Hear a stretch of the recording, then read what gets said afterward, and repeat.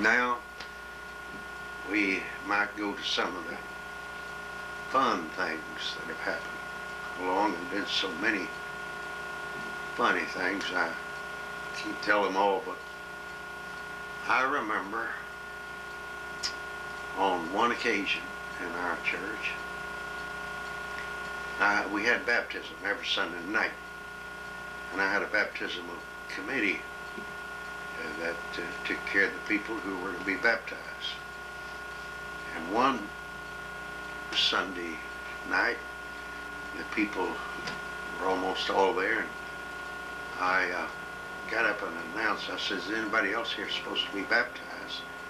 You go right through this door back here, and our committee will take care of you. They'll tell you all about it and show you what you have to do and help you. And I went up and baptized some folks. And then after a while, when I came down, it came time to recognize the visitors. And I asked all the visitors who were visiting us for the first time to hold up your hand and take a visitor's card. There's a little boy sitting on the second pew, I don't know, 11 or 12 years old.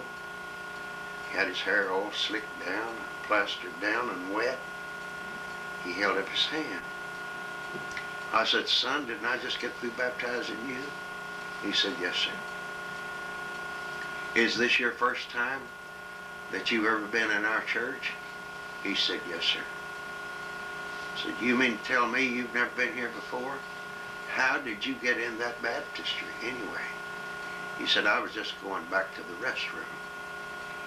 So I tell the folks, I had the most efficient baptismal committee in the entire Southern Baptist Convention. If you didn't want to get baptized, you better not go back there while we were having baptism.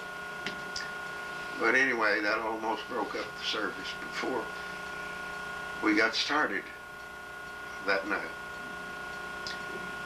I remember about the funniest occasion that we ever had. It was funny to me.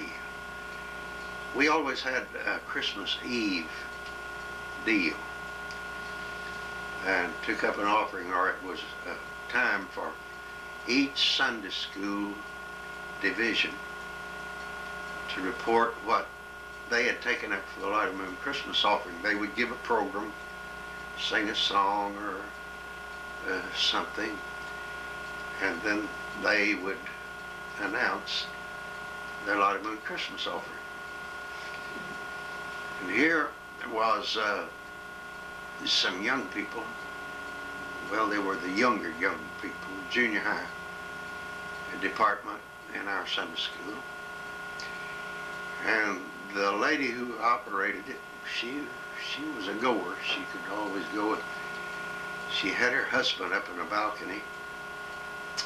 He was supposed to do something for her. And she got up and started announcing, and he started doing it then. She says, not now. Wait. And then she had her kids coming up there, and here was the shepherds and Joseph and Mary and the wise men and all of them as they came from time to time. And when they first got started, she yelled out at her husband up in the balcony, now you can start. That was kind of funny. But they had Mary sitting up on a little pedestal type of a deal, a little platform deal, in a chair. She had this little manger in front of her and a little baby in her arms. I don't think it was a real baby. But somehow or the other, in the midst of this whole scene, the legs of her chair had slipped back off of that little platform, and she started going over backwards. Here was the Virgin Mary with a pair of slacks on and saddle oxfords, with her legs sticking right straight up in the air, in the middle of this nativity scene. It like to broke up the entire congregation. And I got tickled, had to get on my knees at the pew, bury my head in the pew. Hey, it was funny to imagine the Virgin Mary sticking up there with her saddle oxers on and her slacks on, holding the child in what was supposed to be a solemn affair. Anyway, things like that happen from time to time in the church. I remember one time we had a wedding planned. It wasn't a very big wedding, and we had rehearsed the evening before. When the group showed up, there was about 20 or 25 people, including all in the wedding party. Showed up, they were all drunk. They were so drunk they could hardly stand up. And I just told them, I said, I'm not going to marry anybody as drunk as you are, and not going to have a drunken brawl in this church instead of a wedding. Y'all can go out, and if you sober up and still want to get married, you come down here sober, and I'll talk to you. The gal staggered out the church door,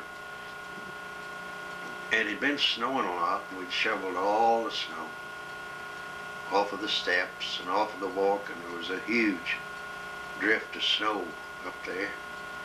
And she went out there with her wedding gown on, her veil on, and her little hat on, threw herself flat of her back in the middle of that big snow bank and started kicking and screaming all over the place. You'd have thought that she had been murdered. And they all went away, and a few days later they came back and all sobered up and apologized, and I married them. I had another wedding that was kind of amusing once.